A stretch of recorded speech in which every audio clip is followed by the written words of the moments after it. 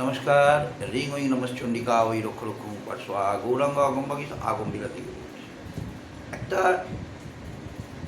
খুব ভালো উপায় বলছি, যেটা একসঙ্গে দুটো কাজ কমপ্লিট হবে। আমরা প্রত্যেক দিন সন্ধ্যেবেলায় ঠাকুর ঘরে প্রদীপ কিংবা দিয়া জ্বালাই, ঠিক আছে?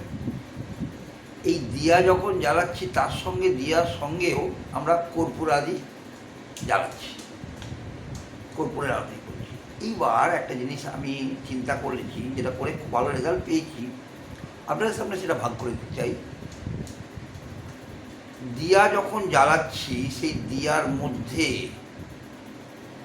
আপনি কর্পূরকে গুঁড়ো করে দিয়ে দিন। দিলে কি হচ্ছে, কর্পূরটা দিয়া ওই সর্ষের তেলের মধ্যে কিংবা তেলের মধ্যে, যে কোনো তেলের মধ্যে ওটা মিশ্রণ খেয়ে যাচ্ছে। যার পর সেটাকে আপনি জ্বালিয়ে দিন। একসঙ্গে দুটো কাজ আপনার হবে এবং অত্যন্ত সুফল লাভ করবেন। করে দেখুন না, রেজাল্ট প্রথমবার ভালো হবে, আশা করি ভালো হবে। সবাই ভালো থাকুন, সুস্থ থাকুন, মহানমের কাছে